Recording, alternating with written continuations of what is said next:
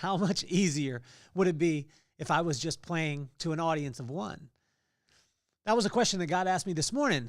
Proverbs 26 is what we're going through today, the corresponding proverb for the corresponding day. And I wanted to thank every single one of you for listening, for tuning in, for watching, and watching this journey. So the biggest part of this journey is not about me saying, oh, this is what you need to do. But this is a conversation that I have with God every single morning. This morning, I woke up and I was a little foggy. And as I was reading, I was a little foggy. And then he just said, just quiet down. Just spend some time with me and I'll deliver, because you're only performing to an audience of one. And he gave me the benefits of what this would be. He said, if you play to an audience of one, that's me, you'll go viral all the time because I'll be watching. Comparison will drop away. And your audience will actually show up because it's me.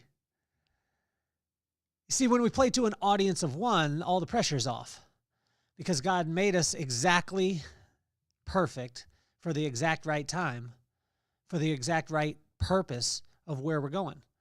And I heard this my whole entire life, that it would be God's will, it would be God's plan, it would be God's timing. But I was like, yeah, okay, I'll add my own little thing into it. How can I add my little twist?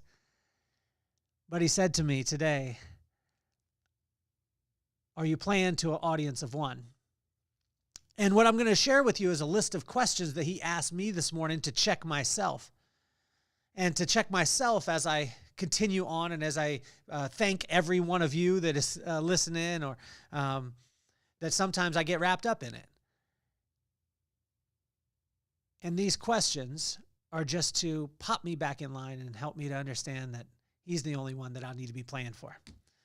So let's get this party started. Proverbs 26, the corresponding proverb for the corresponding day, 3,000-year-old wisdom, and here it comes right at you.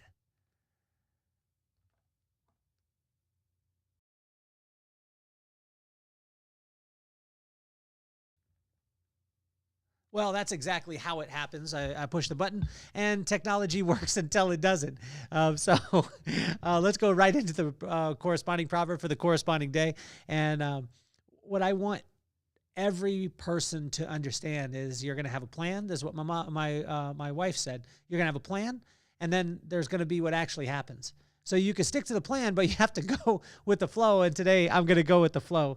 Audience of one, going viral all the time. That's one of the benefits. Number 2 is there's no more comparison. Number 3 is your audience will finally show up. I said this to a crowd the other day. I was talking to them and I said, well, my daughter's a huge Taylor Swift fan. And she went to SoFi, and I think we, took out loans to be able to get tickets. And my wife took her, and she was in the very, very, very, very, very top. And I said, what if Taylor came out and she played all the Rolling Stones hits? And she covered Pearl Jam for the whole concert. I bet you everyone in the audience would be pretty mad because she didn't play her own music. And what I was saying to the crowd is that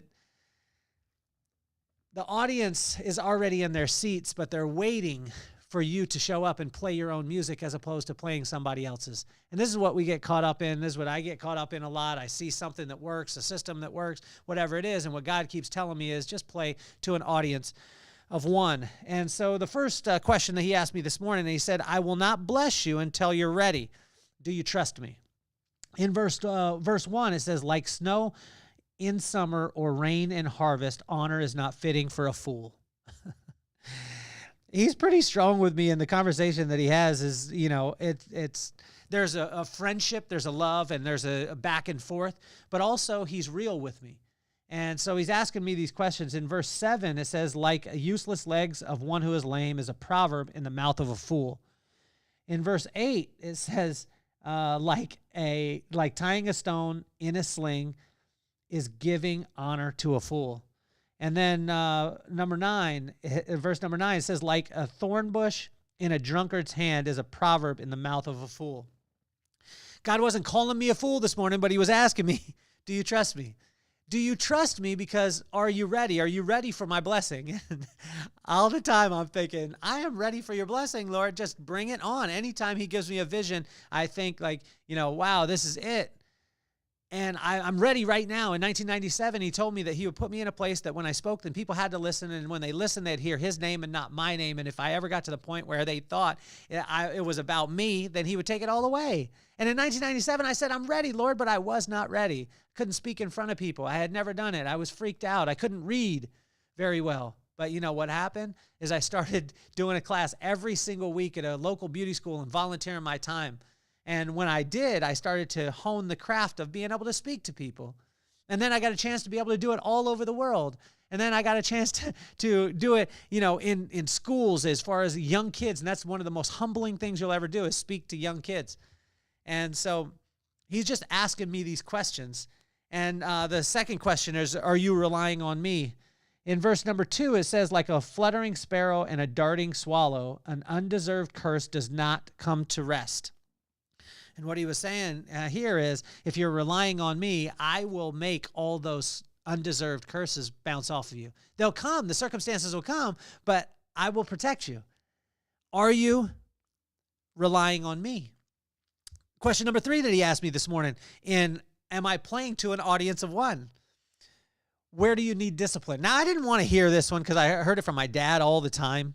He talked about discipline. Pops was always about like, you got to do this and you're just a chip off the old block, boy. Like I'd do something and I'd show him and he'd be like, you're just a chip. Then I found myself saying that to my son. We were golfing the other day and he hits a putt and it's very close to the pin.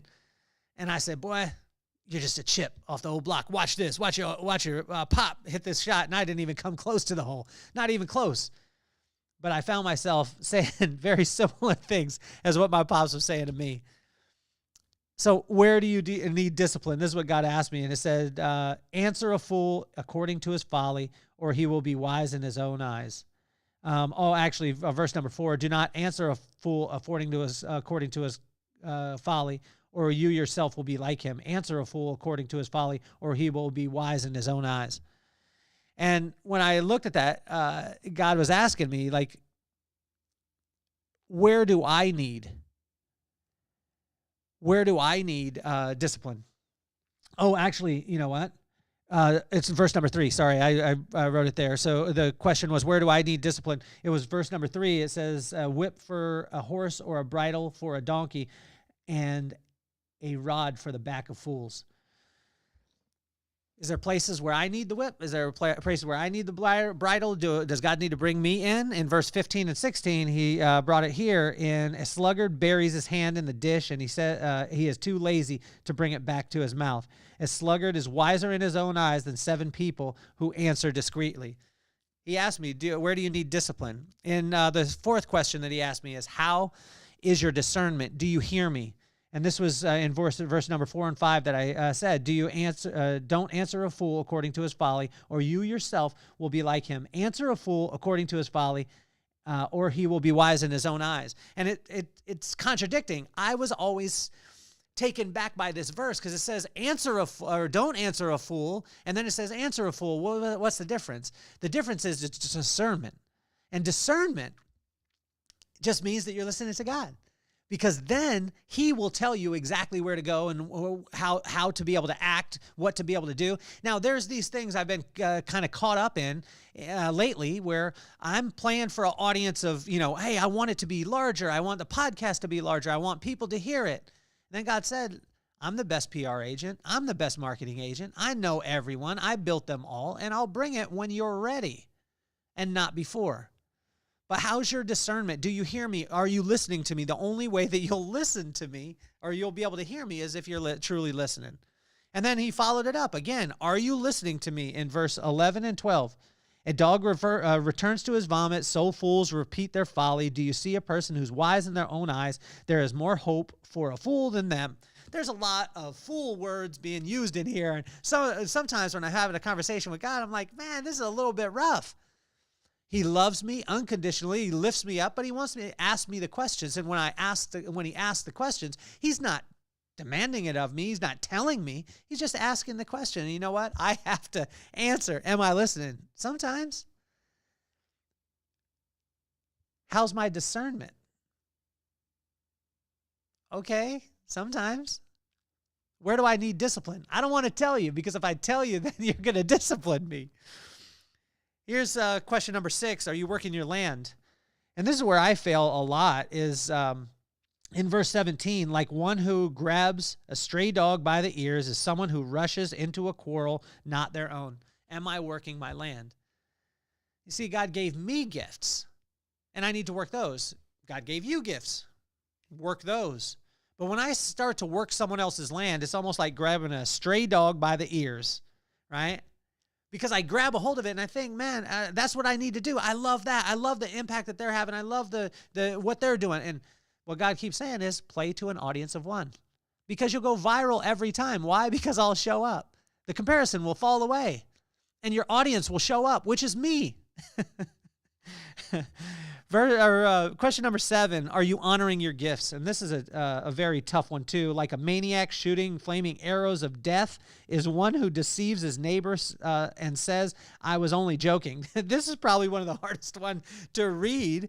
Are you honoring your gifts? You know, I came to the studio yesterday and I had to clean out a bunch of stuff. We had remodeled a bunch, and you know, there was stuff just laying around that didn't need to be there. And what God was asking me is, are you honoring your gifts? I gifted you with the studio. I gifted you with the camera that you're looking at right now. I gifted you in all these areas. Are you actually using them to bless other people? That's the reason why I did. And you'll start blessing people when you start playing to an audience of one. Question number 8 is, are you speaking life? Are you speaking life to people? Without wood, this is in verse 20, without wood, a fire goes out. Without gossip, a quarrel dies down.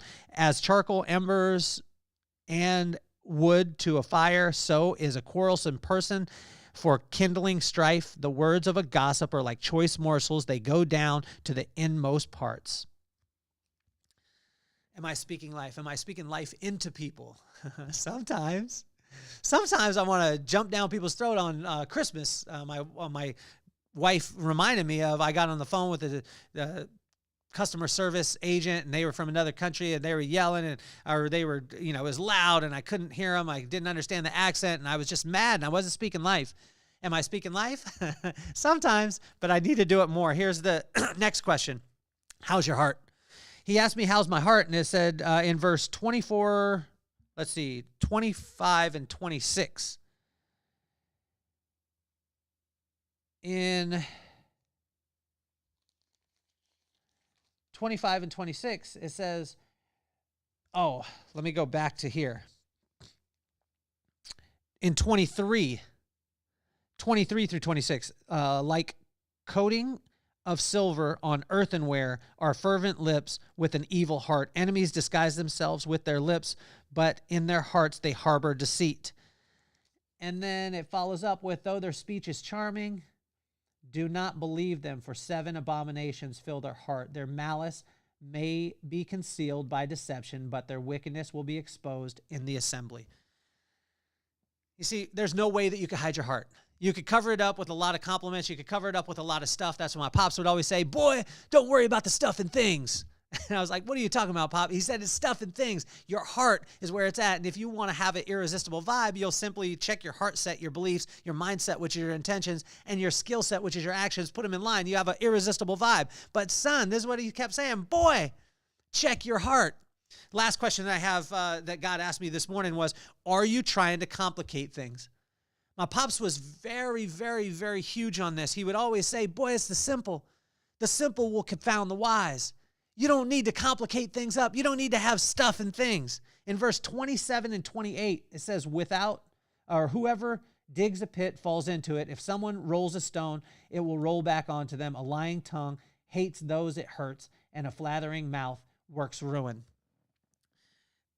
God asked me this morning, are you complicating things up? Because when you're playing to an audience of trying to grow it, it's different than playing to an audience of one. And he kept on me this whole time, just play to an audience of one, son. You'll go viral every time because I'll show up. There'll be no comparison. You won't be comparing yourself to anybody else because I'm showing up. I'm in your audience. And also, the audience will always show. But I tell you, in my experience in public speaking and speaking to large corporations or organizations or conventions, like I'm going to be doing here in May with Sport Clips, the hardest thing that you'll ever do is play to an audience of one, because we are a lot of times, or myself, I'm always seeking validation. But when we play to an audience of one, it's amazing how freeing it will be. Proverbs 26, the corresponding proverb, corresponding day. 3,000-year-old wisdom that is applicable today in your leadership, your culture, your systems, and in your relationships. I want to thank you so much. My name is Kelly Cardenas, and I'm officially off the hot seat. Peace, love, and soul.